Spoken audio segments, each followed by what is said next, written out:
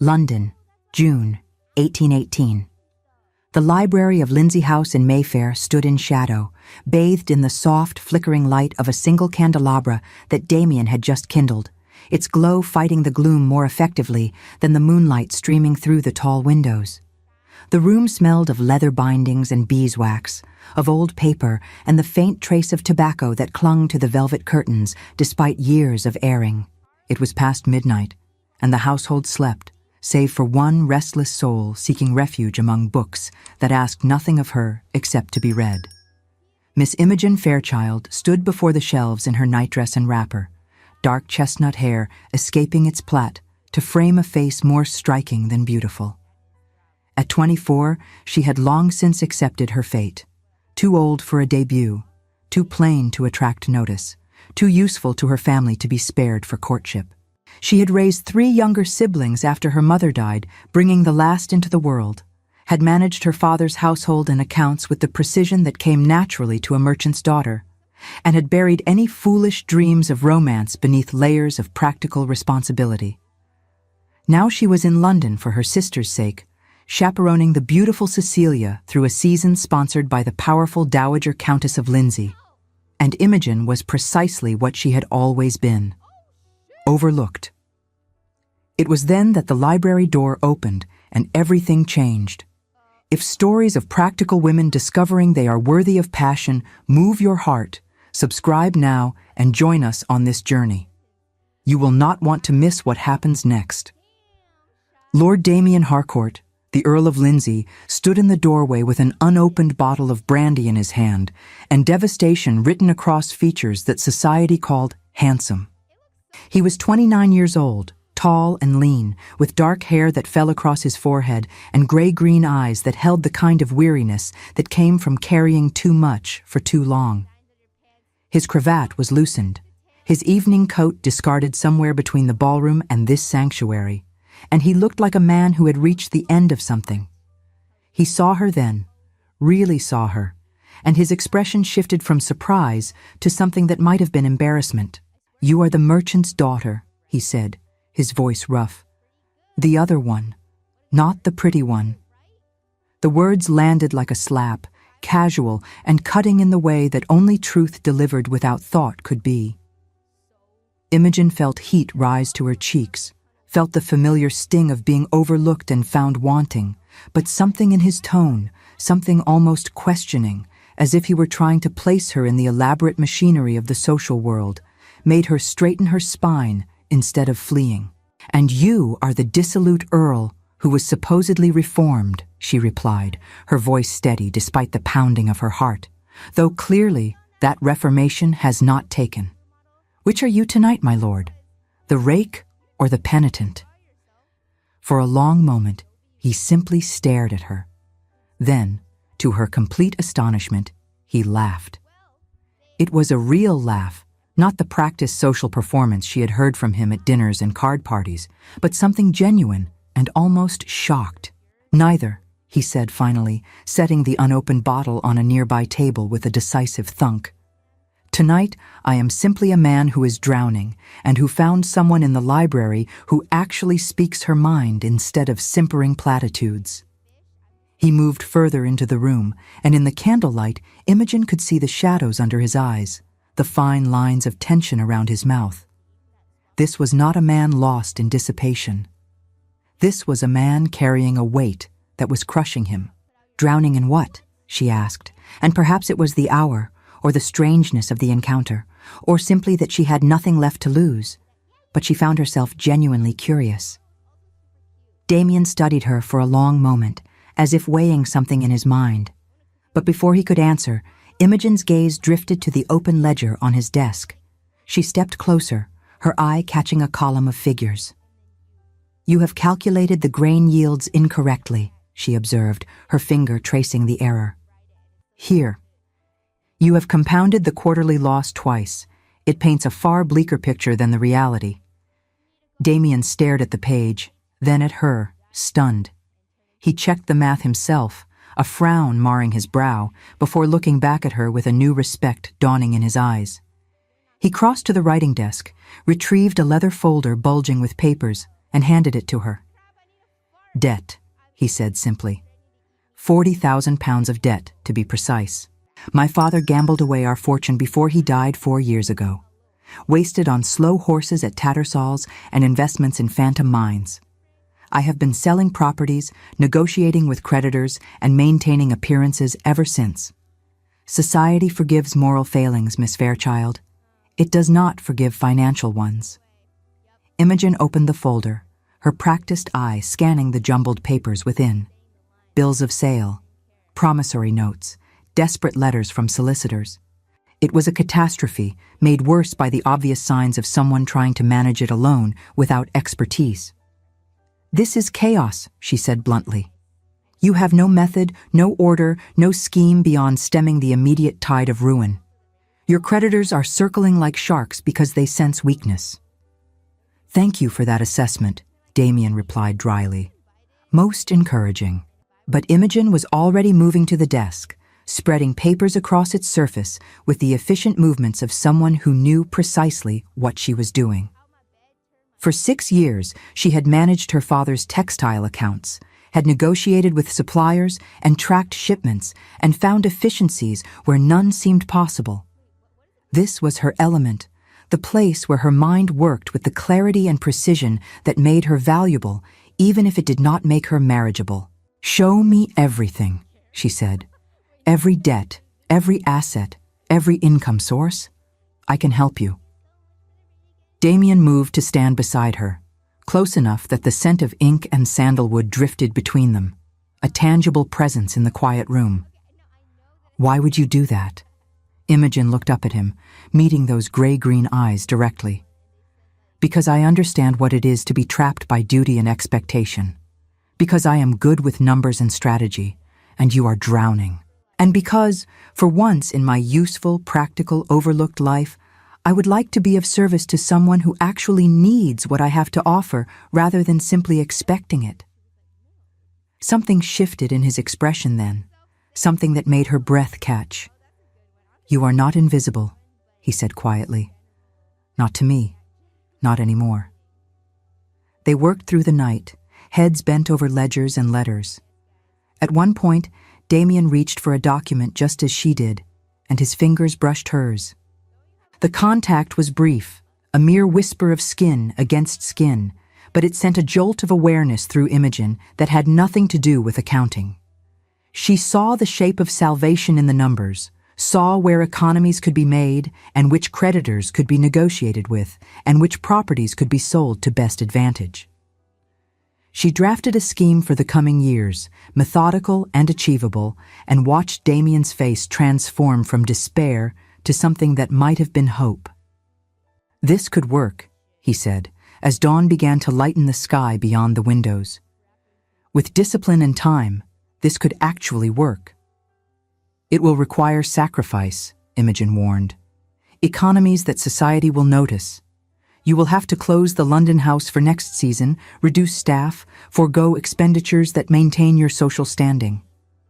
"My social standing is built on lies," Damien replied. "Let it crumble.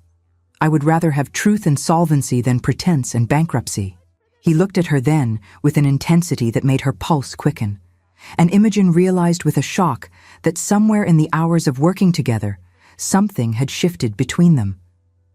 She saw admiration in his eyes, respect, something that might even have been the beginning of affection. "Meet me here tomorrow afternoon," she said, gathering the papers with hands that trembled slightly. "We will begin implementing this plan. Your mother need not know the full extent of the situation, but we will need to coordinate carefully." "Tomorrow," Damien agreed. "And Miss Fairchild?" "Thank you. I have been carrying this alone for so long that I had forgotten what it felt like to have an ally." Imogen fled to her rooms before she could do something foolish like confess that she had never had an ally either, that she too had been carrying burdens alone, and that for the first time in her life, she felt seen. The days that followed brought an unexpected shift in Imogen's carefully ordered world. She and Damien met in the library each afternoon, ostensibly to address correspondence while the household rested, but in reality to wage war on his debts with the precision of generals planning a campaign. Imogen later learned that the Dowager Countess herself had ensured the servants turned a blind eye to these improper meetings. They wrote to creditors, renegotiated terms, identified properties that could be sold quickly and advantageously. Imogen discovered that Damien, beneath the facade of dissolute rake, possessed a sharp mind and a dry wit that made her laugh in ways she had not laughed in years. More dangerously, she discovered that she was falling in love with him. It happened in small moments, the way his face lit with genuine pleasure when she found a solution to a seemingly impossible problem. The care with which he listened to her opinions, treating them as valuable rather than oddities to be indulged. The evening he found her in the drawing room, exhausted from chaperoning Cecilia through yet another ball, and brought her tea without being asked, sitting beside her in companionable silence while the house settled into sleep. "You look after everyone," he observed, watching her over the rim of his cup. "Who looks after you?" "I look after myself," Imogen replied, deflecting as she always did. "I am quite capable." "Capable is not the same as cared for," Damien said quietly. "You deserve both, you know. You deserve to be more than useful." The words lodged in her chest like a physical ache, and Imogen had to look away before she did something mortifyingly foolish like cry or confess that she had been useful her entire life, but had never felt particularly wanted until he looked at her as if she were extraordinary. But she was not extraordinary. She was practical and plain and past the age where romantic dreams were appropriate. And Damien, for all his financial troubles, was the Earl, a man who moved in circles so far above her father's new money that they might as well have inhabited different worlds. Besides, she knew why he truly needed her. To save his estate, to restore his family's fortune, he would need to marry an heiress, someone with wealth enough to absorb his debts and still maintain social standing. And Imogen, for all her father's success in textiles, was the wrong kind of rich for that world. Too commercial, too recently elevated, too associated with trade. Damien had even once confessed, in a moment of bitter honesty, that while her own dowry was substantial, his peers would mercilessly mock an earl who used trade money to bail out his ancient title. He needed aristocratic gold to gild his crumbling walls. The social rounds continued. Cecilia, beautiful and sweet-natured, attracted suitors like flowers drew bees, and Imogen shadowed her through ballrooms and garden parties, a dutiful chaperone in modest gowns who watched from the sidelines while others danced. She had perfected the art of blending in over years of practice, knew how to make herself small and unobtrusive, knew how to smile politely at the pitying glances that said, "Poor plain thing, still here, still hopeful, still foolish." But now, when she stood in ballrooms watching Cecilia dance, she would catch Damien's eye across the room, and something would pass between them that felt like a shared secret. He saw her. In a world that looked through her, he saw her, and it was intoxicating and terrifying in equal measure. It was then that Mr. Gerald Waverley entered the picture, solid and respectable in a way that made Imogen's heart sink even as she recognized the wisdom of what he represented. Waverley was 45, a shipping magnate whose first wife had died 2 years prior, leaving him with a comfortable fortune and a vague desire for companionship. He was not handsome, but neither was he unattractive. He possessed a kind face, a patient demeanor, and a pragmatic view of marriage that matched Imogen's own supposed sensibilities. "Miss Fairchild," he said, approaching her at a musicale where she sat knitting while Cecilia sang with a cluster of other young ladies. "I wondered if I might have the pleasure of your conversation during the interval." They walked in the garden while the next performance was arranged, and Waverley spoke of his business ventures, his late wife, his hope for a sensible second marriage built on mutual respect rather than youthful passion. "I understand you are a practical woman," he said, offering his arm as they navigated a path between rose bushes heavy with summer blooms. "That is a quality I admire greatly. I have no need for romantic theatrics at my age. What I require is a capable partner who can manage a household, engage intelligently in conversation, and perhaps provide companionship in the evening years." I believe we could suit admirably. It was not a proposal, not yet, but the intention was clear. Imogen recognized it for what it was.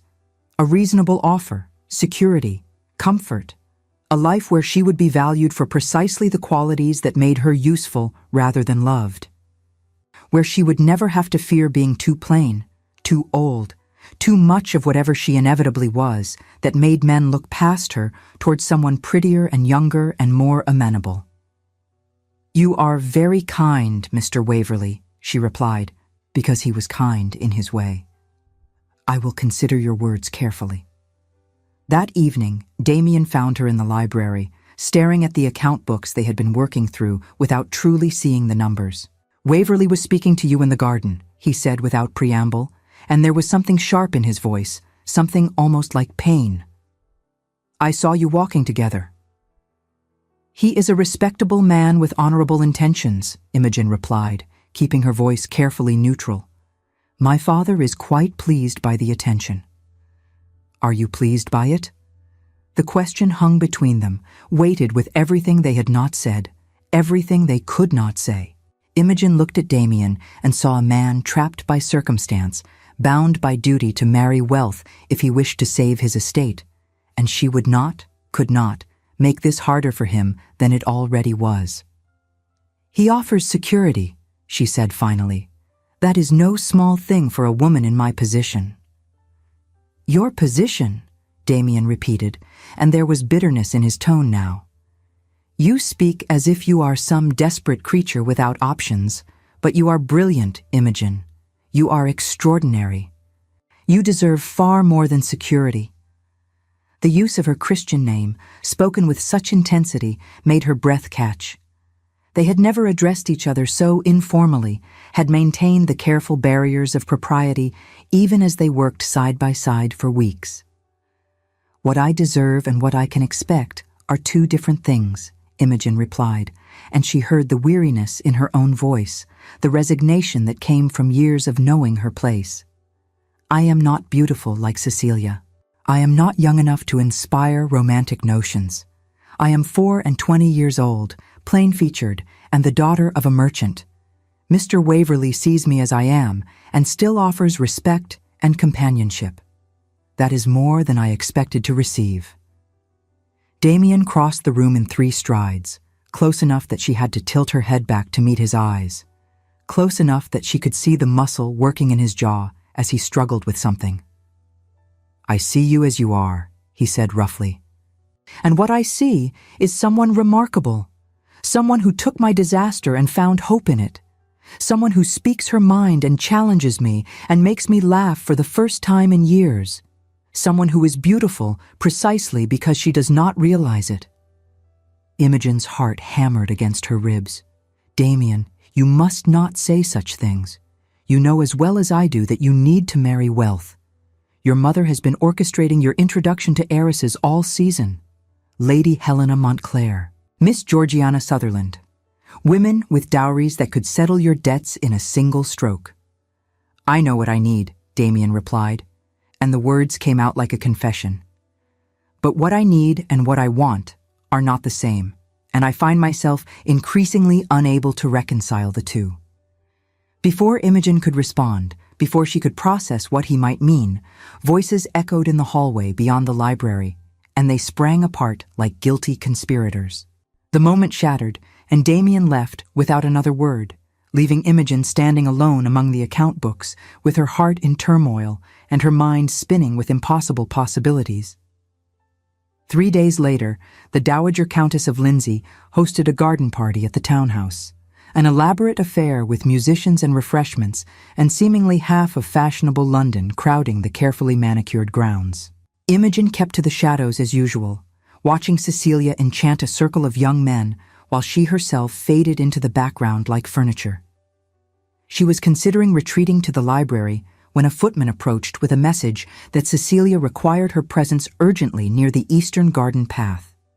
Concerned, Imogen followed the directions through increasingly secluded portions of the grounds until she found her sister on a bench partially hidden by climbing roses, and she was not alone. Mr. Edmund Fairfax, the second son of an earl and a known rake and companion of Damien's from his supposedly dissolute days, had his hands where they most decidedly should not be, and Cecilia was struggling to extricate herself from an embrace she clearly had not invited. Fury, white-hot and absolute, swept through Imogen. She strode forward without thought for propriety or consequence. "Remove your hands from my sister immediately," she commanded, her voice cutting through Fairfax's practiced seduction like a blade. "Step away from her now, or I will scream loud enough to bring every guest in this garden down upon your head." Fairfax released Cecilia, but did not appear remotely chastened. Instead, he straightened his cravat with an infuriating smirk. "Such dramatics, Miss Fairchild. Your sister and I were merely enjoying a moment of privacy. No harm done." "No harm?" Imogen positioned herself between Cecilia and this predator, protecting her sister as she had always done. "You attempted to compromise her, to force a marriage through scandal. I know precisely what you intended." "And what will you do about it?" Fairfax challenged, stepping closer with the confidence of a man who had never faced real consequences for his actions. "I am a gentleman of quality, and you are the daughter of a merchant, a nobody playing at gentility in borrowed rooms. It would be most unfortunate if whispers were to arise suggesting that you were the one seeking to entrap a husband, would it not?" The words were meant to wound, meant to remind her of her place, but Imogen had stopped caring about her place the moment this man put his hands on her sister. "They will believe the truth," she replied, her voice deadly calm. "And I will ensure they hear it, even if I must stand in the center of every ballroom in London and proclaim your behavior. You will be ruined, Fairfax. Not us, you." But even as she spoke, she saw the calculation in his eyes, saw him weighing her threat against his social armor, and she knew with sickening certainty that he was right. In this world, his word would carry more weight than hers, and the scandal would destroy Cecilia's prospects while barely touching him. It was then that a new voice cut through the garden, cold and controlled and carrying the weight of authority. "I believe the lady asked you to step away, Fairfax. I suggest you comply immediately." Damien emerged from the path behind them, and his face was a study in controlled fury. He had followed them, Imogen realized. He had seen Fairfax lead Cecilia away and known his friend's reputation well enough to intervene. Fairfax's smirk faltered. "Lindsay, this is no concern of yours." "On the contrary," Damien replied, his tone pleasant in the way that tigers might purr before striking. "When you attempt to compromise the sister of my intended bride in my mother's garden, it becomes very much my concern. Now I will give you a choice. You will leave this garden, leave this party, and leave London entirely by tomorrow morning. Or I will ensure that every detail of your attempt to entrap Miss Cecilia Fairchild becomes public knowledge, that every creditor you owe money to receives encouragement to call in your debts immediately, and that your father learns precisely why his son is no longer welcome in decent society." The threat was delivered with such icy precision that Fairfax paled visibly. He knew Damien's reputation for ruthlessness when crossed, knew that despite his financial troubles, Lindsay still carried enough social weight to destroy him utterly. "This is not over," Fairfax hissed, but he was already backing away, defeated. "Oh, I rather think it is," Damien replied. "Go now, before I change my mind about being merciful." Fairfax fled, but the look in his eyes promised retribution. He would leave London, yes, but he would leave a trail of poison in his wake. Damien immediately turned to Cecilia, his voice gentling. "Are you harmed, Miss Cecilia?" The girl was crying now, the shock and fear catching up with her. Imogen wrapped her arms around her sister, murmuring comfort while her own mind raced through the implications. They had avoided the worst, but there had been guests in the garden. Someone might have seen. Rumors might spread regardless. And Imogen knew, with a chill in her heart, that if she were ruined, Cecilia would be ruined by association. No respectable man would marry the sister of a fallen woman.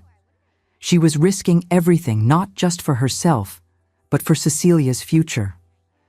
"We need to get her inside," Imogen said urgently. "Repair any damage to her appearance. Make it seem as though nothing happened." Damien nodded and quickly surveyed the area. The eastern path leads back to the house through the conservatory. Few guests venture there. "Go now, quickly. I will ensure no one follows or questions your absence." They moved swiftly, Imogen supporting her trembling sister, while Damien created a diversion by engaging a group of gentlemen in loud conversation at the garden's main entrance. They reached Cecilia's room without incident, and Imogen worked with practiced efficiency to smooth her sister's hair, straighten her gown, and restore her composure. "I am so sorry," Cecilia whispered, tears still streaming down her face. "He said he wished to show me a rare rose variety. I thought it would be safe. I thought there would be others nearby. I never imagined he would go so far." "Hush," Imogen soothed, wiping her sister's tears with gentle fingers. "You did nothing wrong. He is a predator who took advantage of your innocence and trust. But you are safe now, and we will ensure he can never harm you again." But even as she spoke the reassurances, Imogen's mind was cataloging risks. Fairfax was wounded and angry. Men like that sought revenge. They had made an enemy today, and she could only hope that Damien's threats had been sufficient to contain him. They returned to the party an hour later, Cecilia pale but composed, and Imogen heard the whispers before she even reached the main terrace. Subtle glances, raised fans. The particular quality of malicious interest that meant gossip was spreading like wildfire through the assembled guests. Someone had seen, someone had talked. The evening passed in mounting dread. Imogen kept Cecilia close, watching faces for signs of scandal, listening to conversations for her sister's name, and she saw, with growing horror, that the target of the whispers was not Cecilia at all. It was her. Lady Ashbourne, a woman known for her vicious tongue and her enjoyment of others' misfortunes, held court near the fountain with a circle of eager listeners. Her voice, pitched to carry, drifted across the garden with poisonous clarity. "I saw her, my dears, following not one but two gentlemen into the secluded paths. Most improper. And they say she is chaperoning her sister?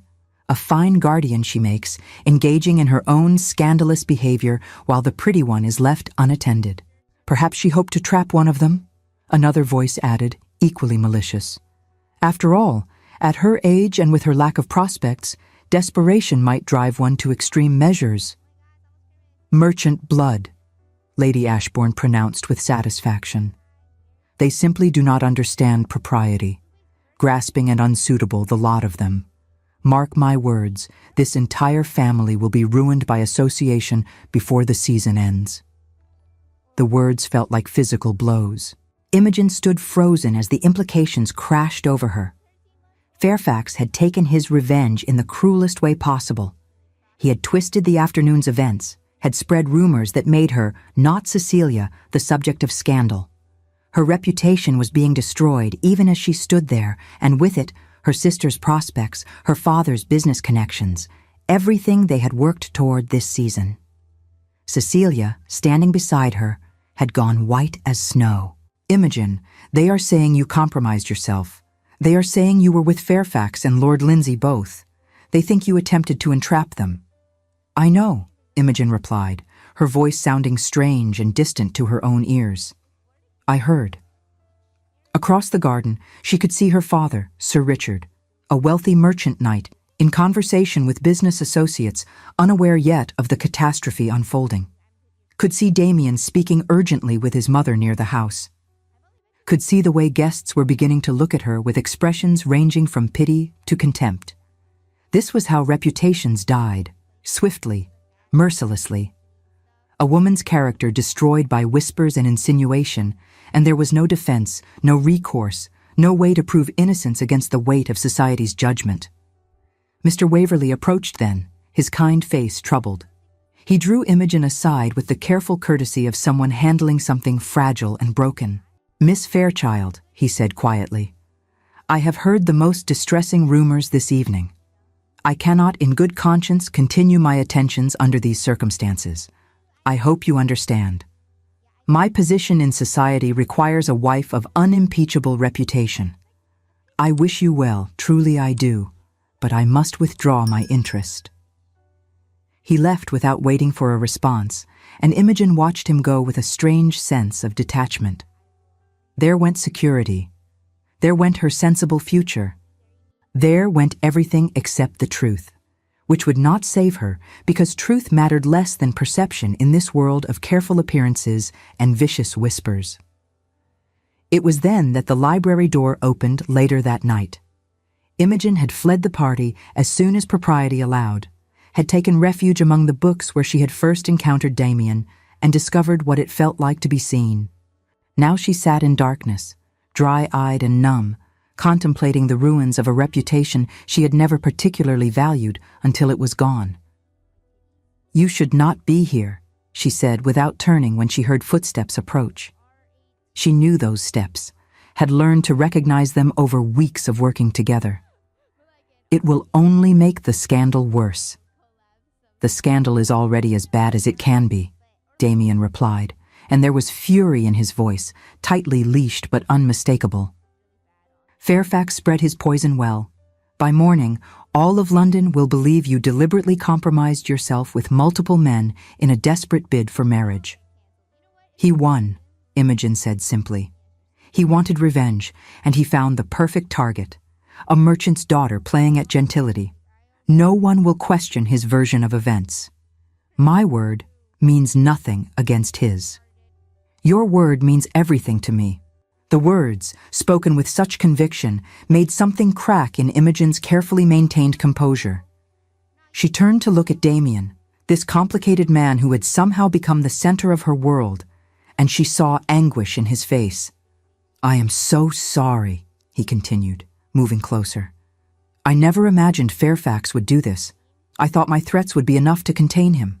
I was wrong, and you are paying the price for my miscalculation." "You saved my sister," Imogen reminded him. "That is what matters. Cecilia's reputation remains intact. Her season can continue.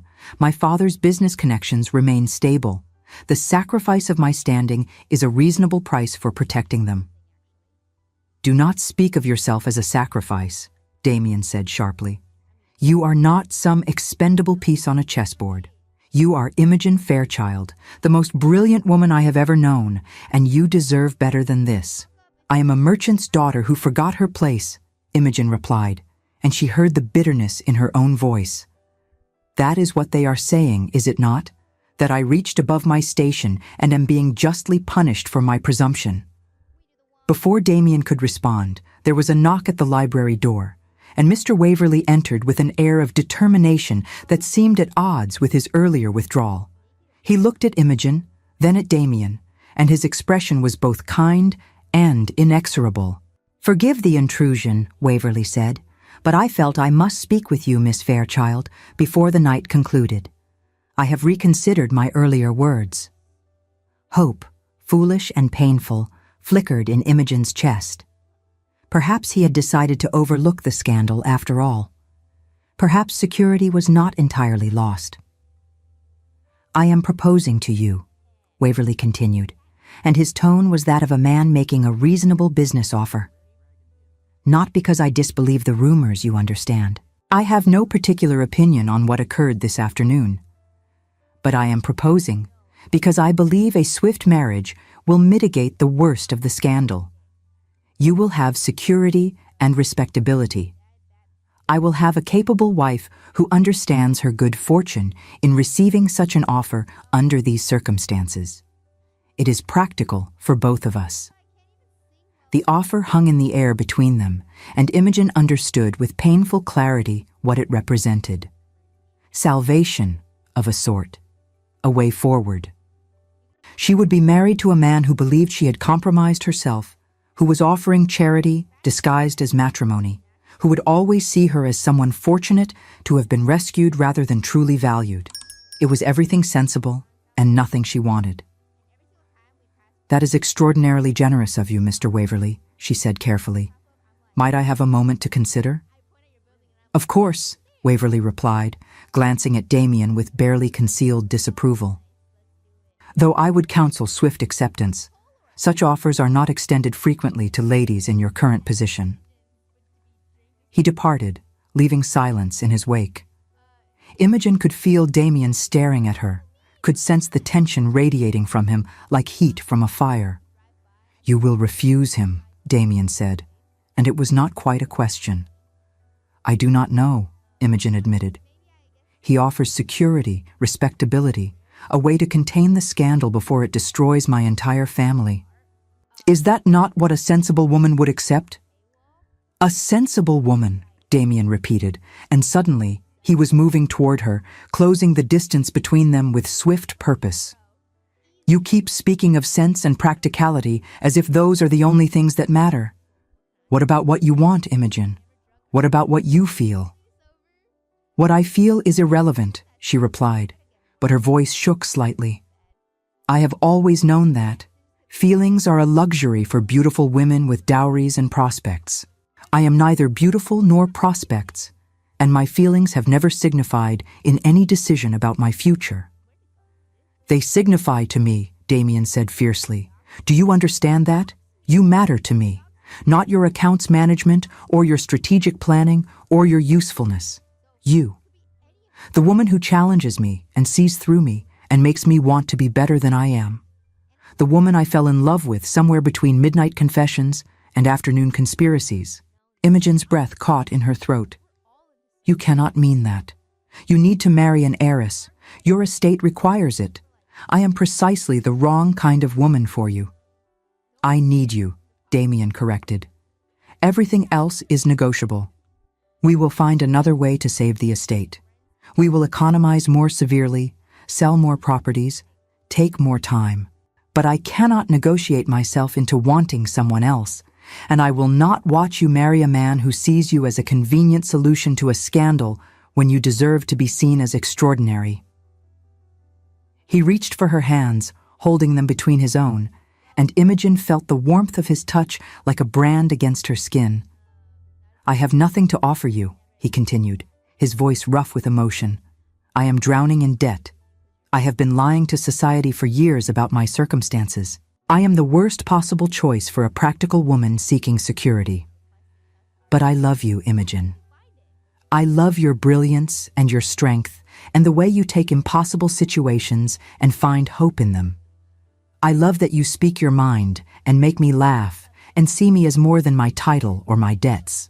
And if you will have me, if you will take this risk with me, I swear I will spend every day for the rest of my life proving that I see you exactly as you are, and that what I see is everything I want."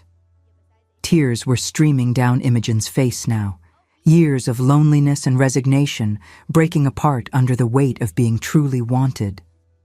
But even as her heart soared, her practical mind catalogued the obstacles between them. "Damien, even if I wanted to accept you, which I do, desperately, the scandal will only worsen if we announce an engagement now. Society will assume I successfully entrapped you. Your reputation will suffer along with mine.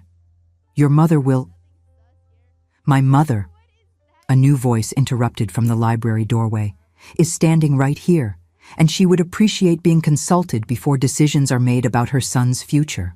The Dowager Countess of Lindsay swept into the room with the imperious grace of someone who had commanded London society for 3 decades. She looked between Imogen and Damien with an expression that was impossible to read, and Imogen felt her heart sink. Of course the Dowager Countess would object. She was an earl's widow, a woman of impeccable lineage, and Imogen was nothing more than a merchant's daughter caught in scandal. "Your Grace," Imogen began, preparing to offer apologies and explanations.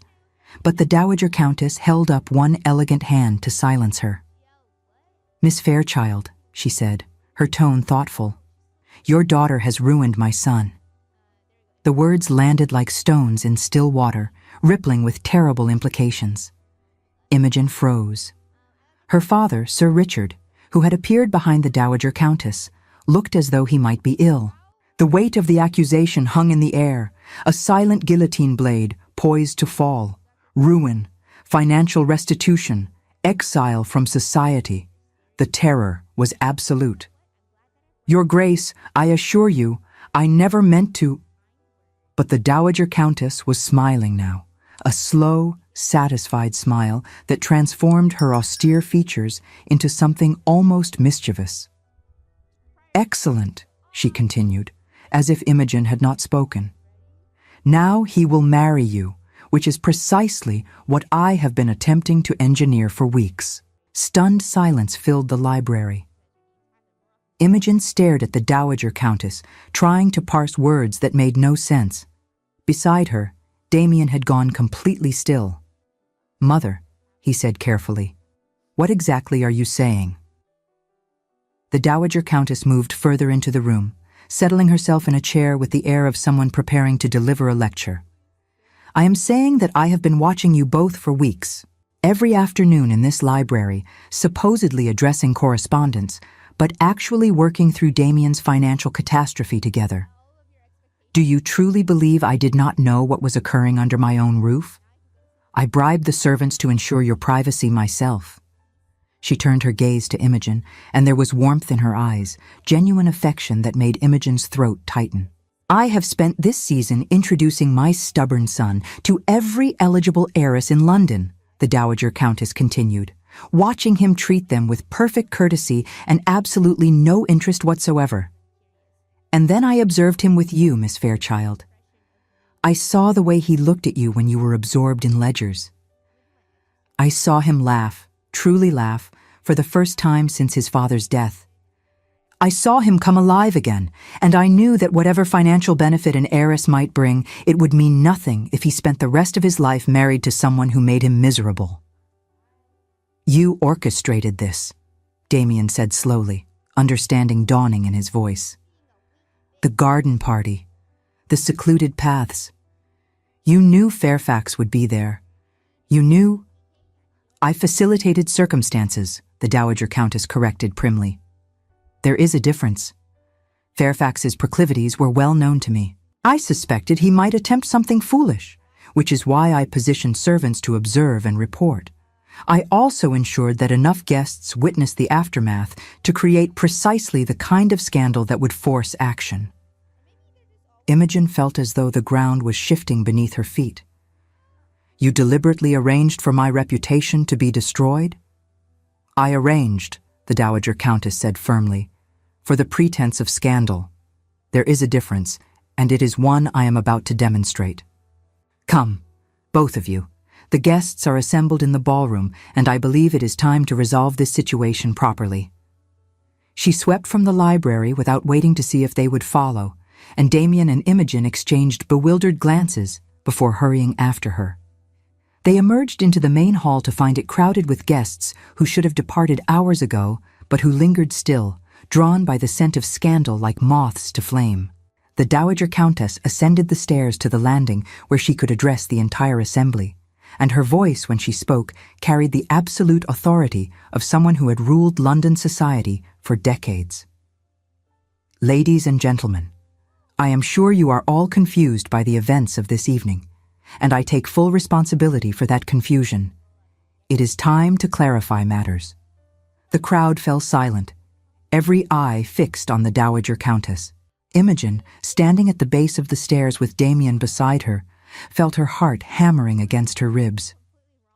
Mr. Fairfax, the Dowager Countess announced, took advantage of my hospitality this afternoon to spread vicious lies about Miss Imogen Fairchild. He did so because Miss Fairchild had the courage to protect her sister from his unwanted advances, and because she represents everything he cannot abide in a woman: intelligence, integrity, and the strength to stand against those who abuse their power. A ripple of shock moved through the assembled guests. Lady Ashbourne looked as though she had been struck. Miss Fairchild, the Dowager Countess continued, has been secretly betrothed to my son, the Earl of Lindsay, for several weeks. The scene in the garden this afternoon was Fairfax discovering this fact and attempting to destroy her reputation out of petty jealousy and wounded pride. Anyone who spreads his lies or questions Miss Fairchild's character will answer to me personally, And I assure you, that is not a conversation you wish to have." The pronouncement hung in the air like a thunderclap. Imogen felt Damien's hand find hers, squeezing gently, and she realized with dawning wonder that the Dowager Countess was saving her, saving them both. "Furthermore," the Dowager Countess added, her tone turning glacial as she looked directly at Lady Ashbourne, "I will remember every individual who participated in spreading gossip this evening. Those names will be noted. And when my son and his bride are hosting events in future, when they are part of society in their own right, I suspect they will remember as well which of you showed character when it mattered." The threat was clear. Cross the Dowager Countess of Lindsay, and one's social standing would suffer consequences that might last years. Imogen watched faces change, watched calculation replace malice, watched self-preservation overcome the urge to gossip. Lady Ashbourne, in particular, looked as though she might be ill. "Fairfax," the Dowager Countess concluded, "departed London this evening at my insistence. He will not return while I draw breath. And now, I believe my son has something he wishes to say to his intended bride." "Damien?" She gestured imperiously for them to join her on the landing, and Damien, still holding Imogen's hand, led her up the stairs. At the top, in full view of London society, he turned to face the crowd first. His expression was stern, his posture radiating the authority of his ancient title. He held the room's gaze, daring anyone to contradict the narrative his mother had spun, silently pledging his protection to the woman beside him. The heat of the ballroom, the scent of perfume and beeswax, the hush of the crowd, it all faded into the background. Then he turned to Imogen, his face softening, his voice dropping to an intimate murmur meant for her alone. "This is not how I wanted to do this," he whispered. "I wanted to court you properly, to give you the proposal you deserved, not this forced spectacle. But my mother is right about one thing. I have been a fool to wait." He knelt then, there on the landing before everyone, and the romantic gesture sent a collective gasp through the watching crowd. From his pocket, he produced a ring, and Imogen recognized it as the Lindsay family betrothal ring, a ruby surrounded by diamonds that had belonged to Damien's grandmother. "Imogen Fairchild," he said clearly, his voice carrying through the now silent ballroom. "You have seen me at my worst, and somehow found me worthy of your time and attention. You have taken my disasters and turned them into plans for salvation. You have made me laugh when I thought I had forgotten how. You have shown me what it means to be truly seen and valued, not for title or appearance, but for character and capability. I love you desperately, completely, and if you will do me the extraordinary honor of becoming my wife, I promise to spend every day proving that I see you exactly as you are, brilliant, strong, and utterly extraordinary." Tears were streaming down Imogen's face again, but she was smiling now, smiling so widely her face hurt with it. "You impossible, ridiculous man," she said through her tears. "Yes, 1,000 times yes." Damien slipped the ring onto her finger, rose, and kissed her there before all of London, thoroughly and properly, and without any regard for propriety whatsoever. The crowd erupted in applause, and Imogen heard feminine sighs mixed with masculine approval, heard the narrative reshaping itself before their very eyes from scandal to romance. When they finally broke apart, breathless and grinning, the Dowager Countess was watching them with undisguised satisfaction. "Finally," she said dryly, "you have both been dancing around this for weeks. Stubborn, proud, foolish children. I had to create a scandal simply to force you into admitting what everyone except yourselves could see clearly." Damien turned to his mother, torn between exasperation and affection. "You manipulated us. You orchestrated a public scandal to force my hand. I facilitated circumstances that allowed you to stop being idiotic," the Dowager Countess corrected. "There is a difference. Now, stop looking at me as though I have committed some terrible crime. I saved you from your own stubborn pride. You are welcome." Later that night, after the guests had finally departed, after Cecilia had hugged Imogen with tears of joy and Sir Richard had grudgingly admitted that perhaps an earl was not such a terrible match after all, Imogen found herself alone with Damien once more in the library where everything had begun. "Are you certain?" she asked, looking up at him with eyes that still held traces of vulnerability. "Truly certain? We could claim the betrothal was fabricated for appearance's sake. You could still marry an heiress. I would understand." Damien cupped her face in his hands, looking at her with such intensity that she felt her breath catch. "I have never been more certain of anything in my life," he said firmly. "We will face the financial challenges together. We will economize ruthlessly. We will sell properties and negotiate with creditors and build our future brick by brick if necessary. But we will do it together, as partners, as equals, as two people who chose each other despite every practical objection the world could raise." "It will be hard," Imogen warned. "Society will talk. Your peers will judge. The economies will be noticed and commented upon." "Let them talk," Damien replied. "Let them judge. I would rather have one lifetime with you, struggling together toward solvency, than a lifetime of comfort with someone who makes me feel as empty as I felt before I met you." He kissed her then, deeply and thoroughly, and Imogen felt herself melting into his embrace, felt years of loneliness and resignation burning away in the heat of being genuinely wanted. When they finally pulled apart, she rested her forehead against his, breathing in the sandalwood scent of him, feeling the solid warmth of his arms around her. "I love you," she whispered. "I have loved you since you laughed at my insult that first night, since you listened to my financial advice as though it mattered, since you saw me when I had spent so long being invisible." "You were never invisible to me," Damien murmured against her hair. "From the moment you told me my accounts were chaos, I was lost. I just did not have the courage to admit it until circumstances forced my hand."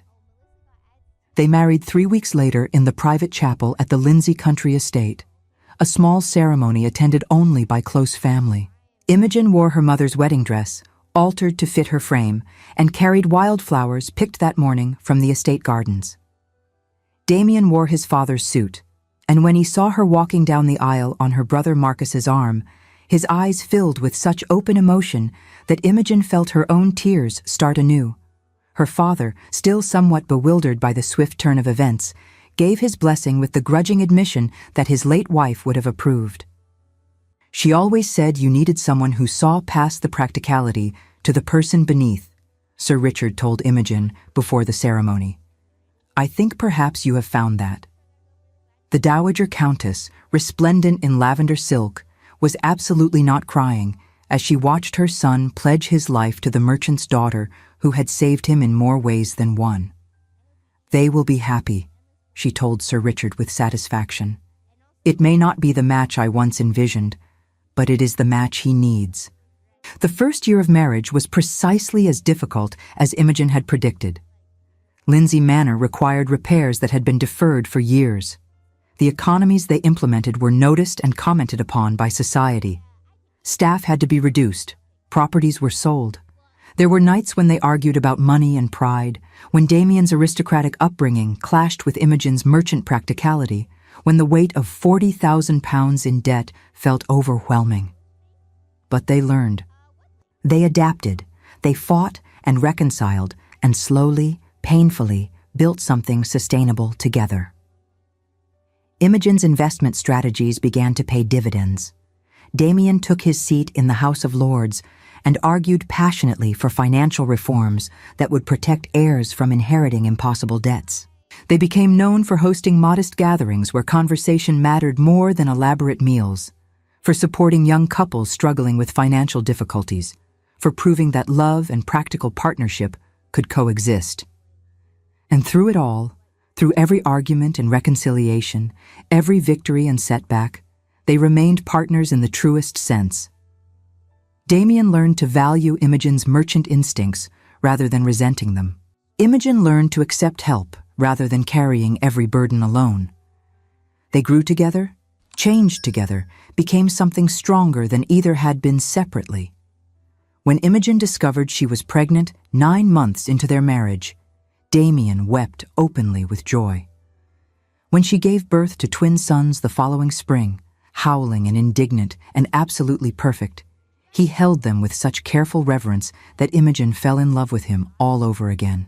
The boys, whom they named Thomas and William, inherited Damien's gray-green eyes and Imogen's chestnut hair and the combined stubbornness of both parents. They were followed 2 years later by daughters Charlotte and Victoria, one practical and sharp-tongued like her mother, one dreamy and gentle like neither parent, and the Lindsay nursery became a place of cheerful chaos that horrified visiting aristocrats and delighted the Dowager Countess. 8 years after their marriage, on the occasion of the Dowager Countess's 75th birthday, the extended family gathered at the country estate. Cecilia, now Lady Somers after marrying a baron who genuinely adored her, arrived with her own 3 children. Marcus Fairchild, having successfully expanded their father's textile business, came with his wife. The house rang with laughter and noise and the particular joy that came from family who genuinely cared for one another. In a quiet moment, Imogen found herself on the terrace with the Dowager Countess, watching the children play in the gardens below. The older woman looked more fragile than she once had, but her eyes were still sharp, her mind still formidable. "Charlotte is quite a force," the Dowager Countess observed, watching Imogen's eldest daughter organize the younger children into some elaborate game. "She reminds me of you at that age, practical, capable, determined to manage everything." She gets that from both of us," Imogen replied with a smile. "Damien is far more organized than he pretends." "He is happy," the Dowager Countess said softly. "I see it in everything he does, in the way he looks at you, in his relationship with his children, in how he has transformed this estate from a burden into a home. I made the right choice that night, pushing you both toward what you were too stubborn to claim for yourselves." "You manipulated us shamelessly," Imogen reminded her, but there was no heat in the words, only affection. "I facilitated circumstances," the Dowager Countess corrected with a slight smile. "And I would do it again. You saved my son, Imogen, not just his finances, though you did that too. You saved him from a lifetime of going through the motions, from marrying for duty and living half a life. You gave him joy again. You gave him purpose. For that, I will always be grateful." "He saved me too," Imogen replied quietly. "He saw me when I had spent so long being invisible. He valued me when I thought I had nothing to offer except usefulness. He taught me that I deserved to be loved, not just needed." The Dowager Countess reached over and squeezed Imogen's hand. "You are a remarkable woman. I knew it the moment you walked into my house all those years ago. I am proud to call you daughter." That evening, after the children were finally asleep and the house had settled into quiet, Imogen found Damien in the library, their library, the place where everything had begun. He was standing by the window, looking out at the moonlit gardens, and he smiled when she joined him. "Thinking about something?" she asked, slipping her arms around his waist and resting her cheek against his back. "About everything and nothing," Damien replied, turning to pull her into a proper embrace. "About how different my life would be if I had not walked into this library 8 years ago and found a woman in a nightdress who was brave enough to call me dissolute." "You called me the not pretty one," Imogen reminded him. "That insult started everything." "It was not an insult," Damien protested. "It was an observation, and I was drunk and devastated and terrible at first impressions." "You were," Imogen agreed, smiling up at him. "You still are, actually. Every business associate I introduce you to thinks you are cold and arrogant until they spend 5 minutes in conversation with you." "That is your fault," Damien replied, kissing her forehead. "You made me think I could be honest instead of performing. Now, I have forgotten how to maintain the facade." They stood together in comfortable silence, watching moonlight paint silver patterns across the carpet, listening to the distant sounds of the estate settling for the night. 8 years of marriage had taught them the value of these quiet moments, the importance of simply being together without need for constant conversation. "Do you ever regret it?" Damien asked eventually, voicing the question that still haunted him occasionally. The scandal? The swift marriage? The years of struggle? You could have married Waverley, had comfort and ease and... Imogen placed her fingers against his lips, stopping the words. I would do it again in a heartbeat. Every moment, every struggle, every fight about money and pride and how to repair the roof. I would choose you again, Damien, every single time. Promise? He asked, and there was vulnerability in his voice that 8 years of marriage had not entirely erased. I promise, Imogen replied. Now stop asking foolish questions and kiss your wife properly. He did, thoroughly and deeply, and Imogen thought, not for the first time, that being seen by the right person, being chosen by someone who valued her for precisely who she was, had been worth every scandal and struggle. She had spent so long being practical and useful and invisible, had accepted that as her permanent state, and then Damien had looked at her in a moonlit library and seen something extraordinary. They had built a life together from fragments and determination, had transformed debt into solvency and scandal into legend, had created a family that knew love and laughter and the particular security that came from parents who genuinely adored each other. They had proved that practical women deserved passion, that choosing love over security could be the wisest decision, that partnership between equals could transform both people into something better than they had been alone. And as Imogen stood in Damien's arms, the Countess of Lindsay, surrounded by the evidence of the life they had built together, she knew with absolute certainty that she would not change a single moment of their journey, even the painful parts, because they had led her here, to this man, to this family, to this improbable, extraordinary, thoroughly practical, happily ever after. Thank you so much for staying with us until the end of Imogen and Damien's story. If this tale of finding love through unlikely circumstances touched your heart, please like, subscribe, and share with someone who needs to hear it. Your support helps us continue creating stories of love, resilience, and second chances that remind us all that being truly seen is the greatest gift we can give or receive.